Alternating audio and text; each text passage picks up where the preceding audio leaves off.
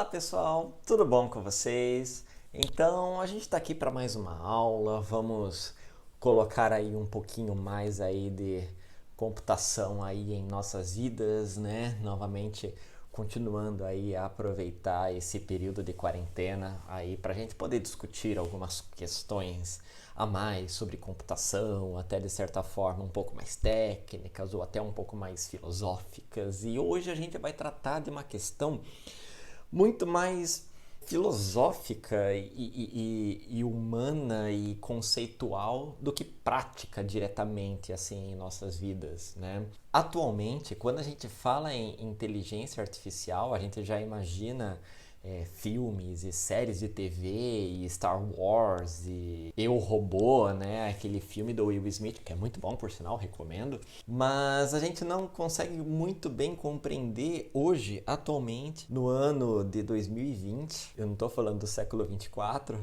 sobre como a inteligência artificial funciona nos dias de hoje e quais que são as implicações e quais que são os questionamentos, tanto tecnológicos como morais e éticos a respeito da inteligência artificial.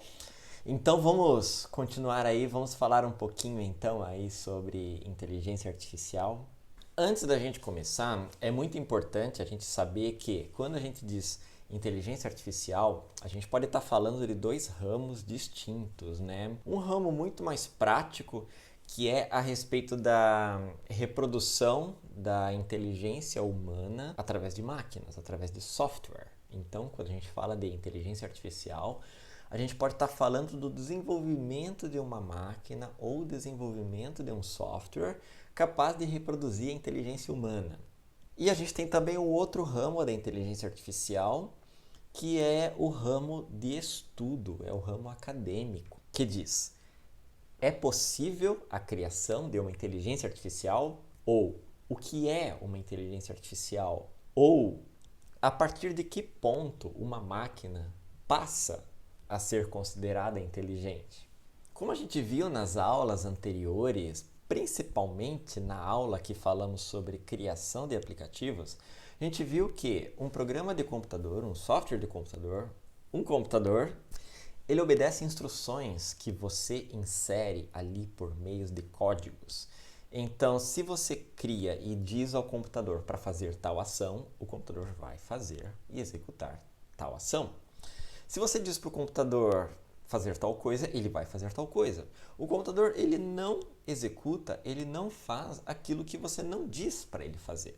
E é a partir daí que começa a questão. A partir de que ponto um computador pode ser inteligente? De repente, a partir do momento em que o próprio computador começar a criar as próprias instruções e não esperar que um ser humano digite aquelas instruções ou aqueles algoritmos. Lembra dessa palavra? Algoritmos? A idealização da inteligência artificial começou ali logo depois da Segunda Guerra Mundial. Pois é, sempre a Segunda Guerra Mundial. Vários cientistas, inclusive Alan Turing. Novamente, Alan Turing é um nome muito conhecido na história da computação durante a Segunda Guerra Mundial. Começou a idealizar e a planejar coisas que já estavam há muito tempo ali no imaginário humano, histórias a respeito de criações de seres e máquinas criadas artificialmente e que tomavam vida. E a gente pode citar aí o exemplo mais conhecido sendo Frankenstein, um ser criado artificialmente e que tomava consciência. E por muito tempo, essa ideia de inteligência, essa ideia de seres criados pelo homem que tomam consciência, sempre contrastou muito entre o fascínio de como que isso pode ser feito e de todas as maravilhas que isso pode trazer e que isso seria o futuro da humanidade, com o outro lado causando medo e terror de máquinas escravizando a raça humana ou coisas desse tipo. Então a inteligência artificial até hoje sempre causa esse contraste do tipo: que fantástico que seria uma máquina capaz de processar muito mais rápido do que o cérebro humano e responder questões do tipo: o universo realmente é infinito? Ou existe vida em outros planetas, todo tipo de questões assim que o cérebro humano bugaria tentando pensar nessas questões e até certo ponto poder pensar do tipo até que ponto essas máquinas criadas pelo homem poderiam ser realmente inteligentes.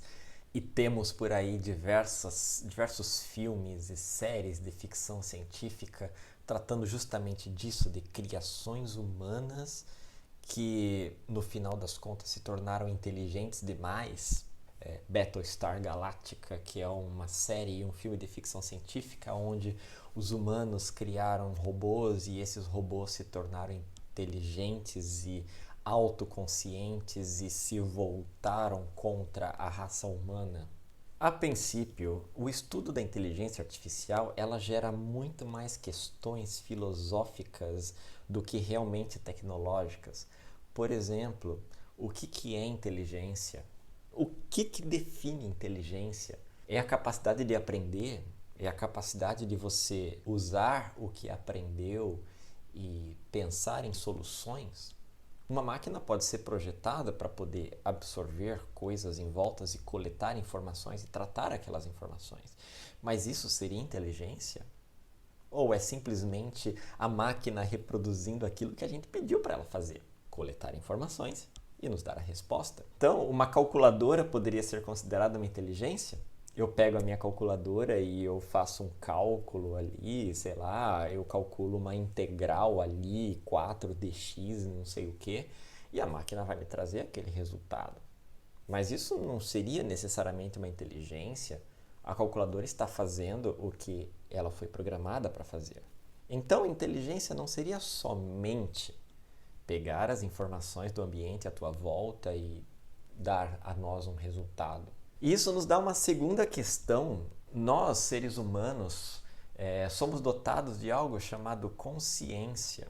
Nós sabemos quem nós somos e temos total consciência de que somos seres humanos. E eu tenho total consciência de que eu sou uma pessoa, o meu nome é Bruno, eu tenho as minhas decisões, eu tenho os meus conceitos éticos.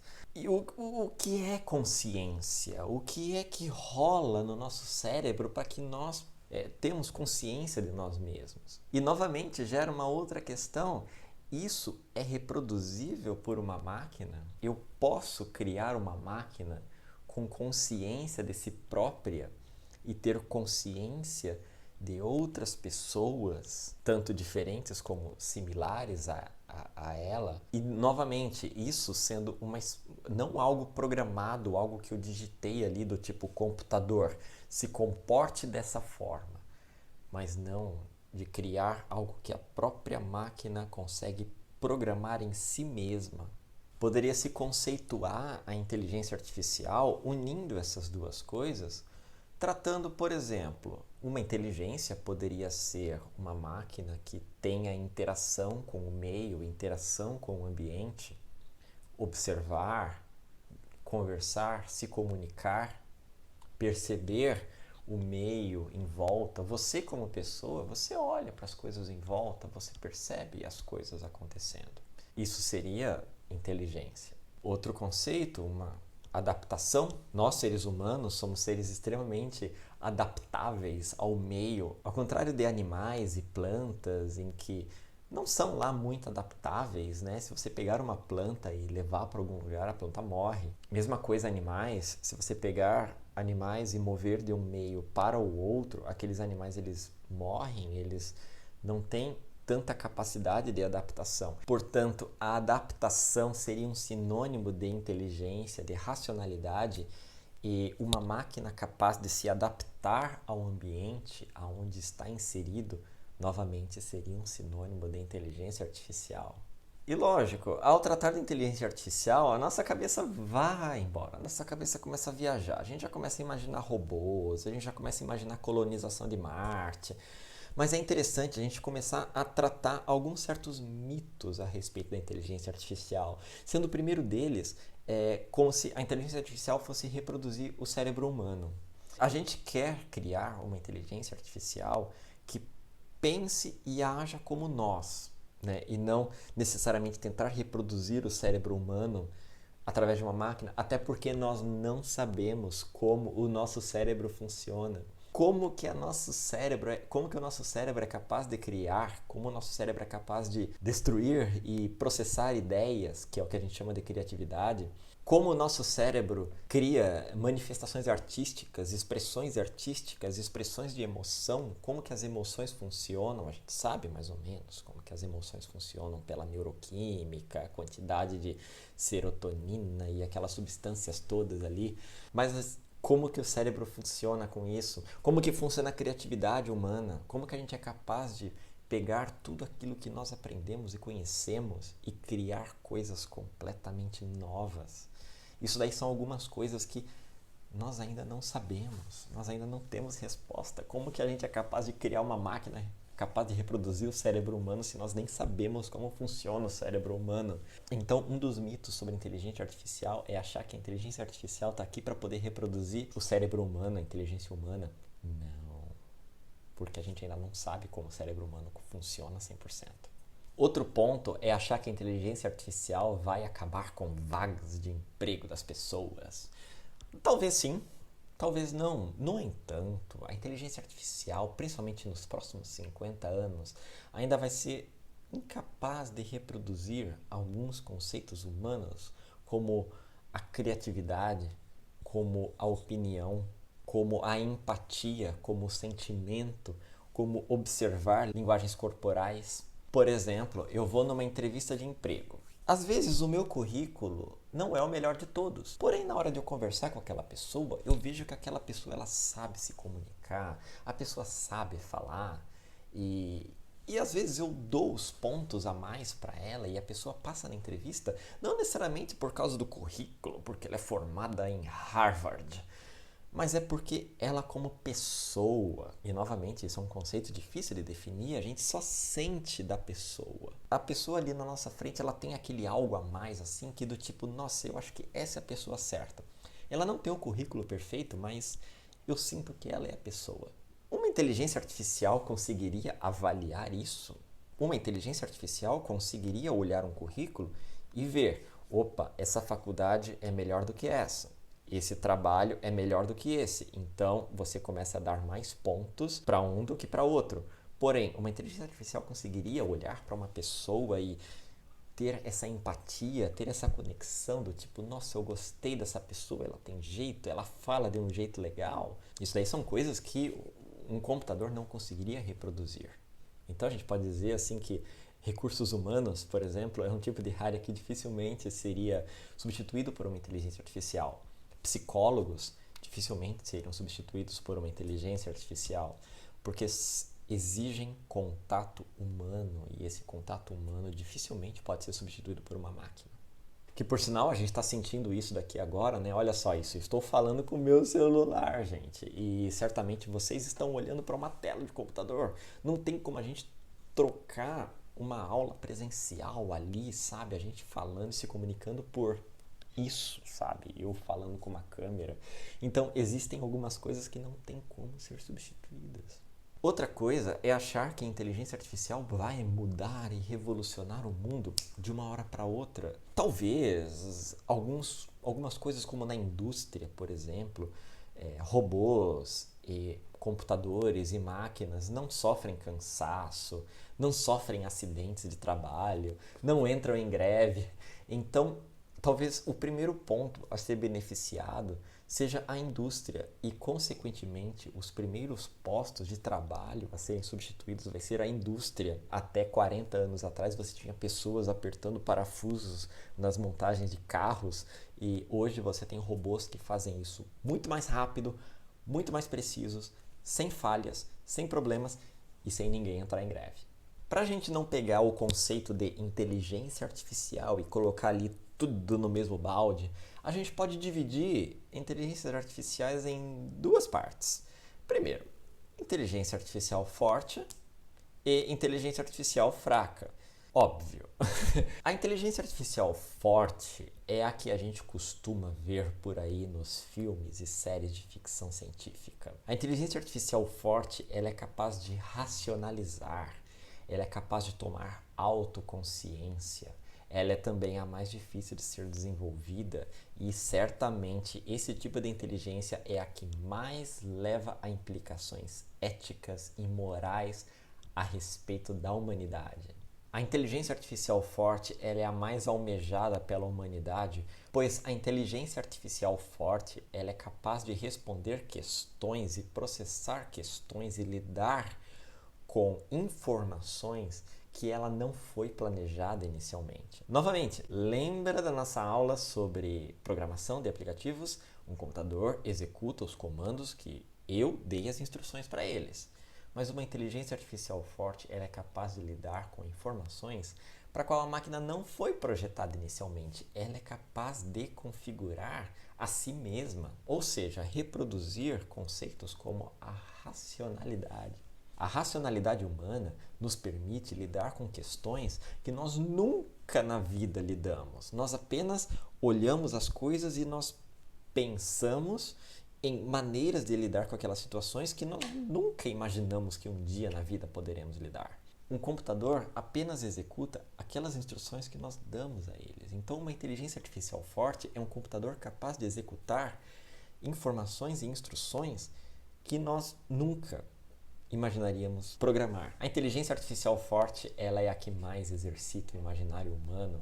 Então nós podemos citar aí o maior exemplo da inteligência artificial forte como Isaac Asimov, que criou as famosas 3 leis da robótica que regiu praticamente toda a literatura de ficção científica do século XX. Então, a título de curiosidade, o que eu acho bem interessante, inclusive, as 3 leis de Asimov, elas foram criadas para a literatura, elas foram criadas em livros de ficção científica, mas que acabaram virando leis que praticamente passam a reger o estudo e o desenvolvimento da inteligência artificial do mundo real. Então, a primeira regra: um robô não pode, de forma alguma, ferir um ser humano ou permitir que um ser humano sofra algum mal. Essa primeira regra, ela evita que qualquer tipo de inteligência artificial possa se rebelar contra um ser humano ou se rebelar contra a raça humana. A segunda regra, um robô deve sempre obedecer um ser humano, a menos que fira a primeira regra. Ou seja, essa segunda regra faz com que toda inteligência artificial, todo um robô, esteja sempre sob um comando de um ser humano. Mas eu não posso falar para que esse robô fira uma outra pessoa ou, sei lá, mate outra pessoa. E aí nós temos a terceira regra da robótica ou da inteligência artificial, que é: um robô deve sempre preservar a si mesmo, a menos que fira a primeira regra ou a segunda regra. Por exemplo, um robô ou inteligência artificial deve preservar a sua existência. Afinal, estamos lidando com um outro ser consciente. Porém, para preservar a tua própria existência, esse robô não pode ferir um outro ser humano. Ele deve se autopreservar sem ferir ninguém. Essas 3 leis, elas são tão concisas que, mesmo sendo criadas para a literatura de ficção científica, elas regem até hoje o desenvolvimento de uma inteligência artificial, o que é bem interessante, para falar bem a verdade.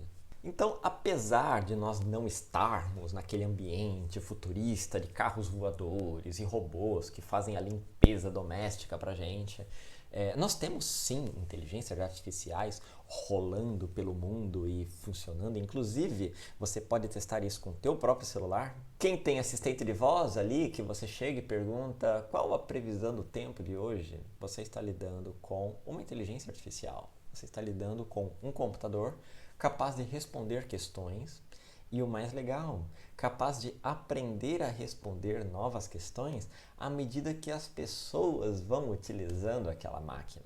Nós temos também carros autônomos, carros que dirigem sozinho, carros que vão andando nas ruas e vão aprendendo e identificando o que são pessoas, o que são árvores, o que é cachorro atravessando a rua. Esses carros autônomos, eles são capazes de coletar informações, desenvolver métodos para que consigam navegar e andar sozinho nas ruas.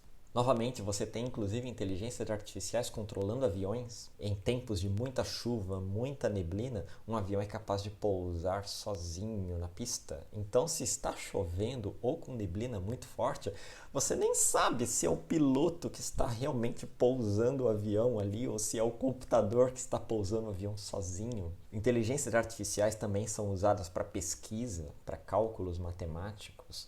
Eu preciso fazer o cálculo para detectar buracos negros. Um ser humano levaria centenas de anos para poder fazer uma detecção dessa. Um computador pode fazer isso muito mais rápido do que uma equipe de cientistas humanos. Então, a inteligência artificial é muito usada para desenvolvimento e pesquisas científicas, pesquisa de novos medicamentos, pesquisa de novas substâncias químicas, pesquisas de novos materiais.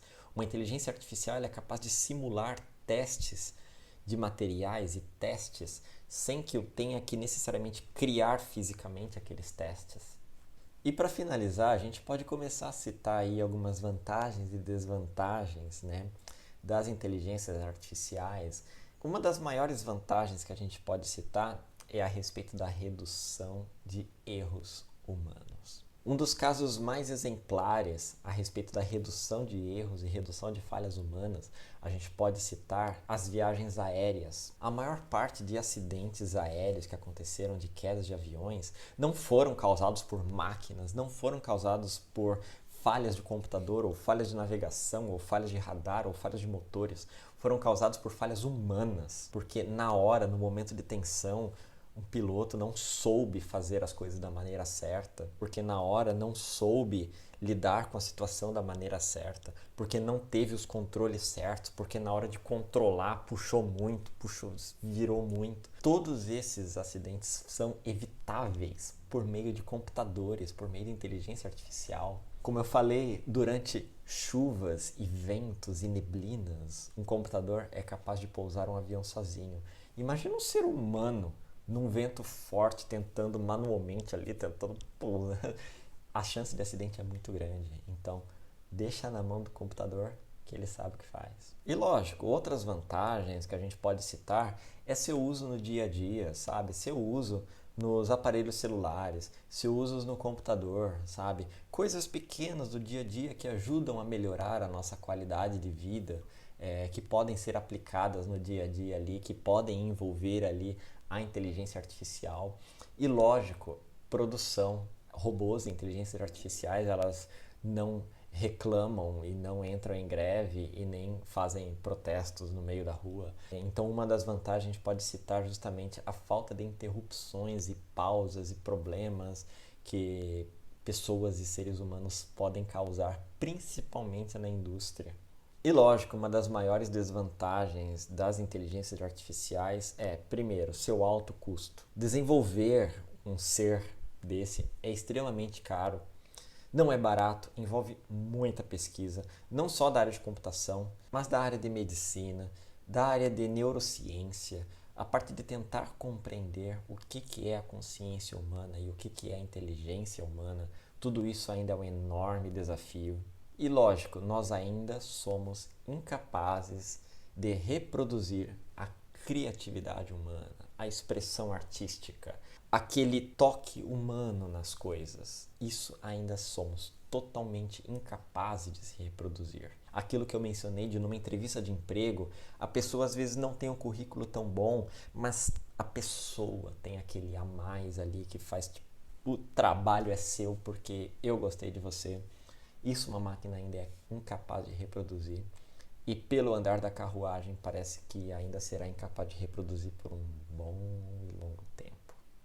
Ainda tem muito mais sobre inteligência artificial. É um ramo muito novo, é um ramo que surgiu recentemente. Na prática, estamos ainda começando a ver resultados na pesquisa disso, por mais que tenha tido mais de 100 anos de idealizações e criações, tanto na literatura de ficção científica, como ali nos primeiros computadores a serem criados no mundo. Só agora que a gente está começando a ver na prática tudo isso. Ainda é um ramo muito novo. Eu falei muito por alto, muito, muito. É a casquinha da casquinha que eu acabei comentando aqui com vocês. Mas é difícil a gente falar de computação moderna, computação do século XXI. O que vai nos esperar daqui 100 anos? Não tem como a gente pensar na computação daqui 50 anos sem falar sobre inteligência artificial. Certamente aí o filho de vocês e os netos de vocês verão maravilhas nesse ramo da inteligência, de computadores inteligentes e computadores resolvendo questões que antes eram impossíveis para os cérebros humanos responderem. Obrigado aí pela presença virtual de vocês e nos vemos então na próxima aula. Até mais!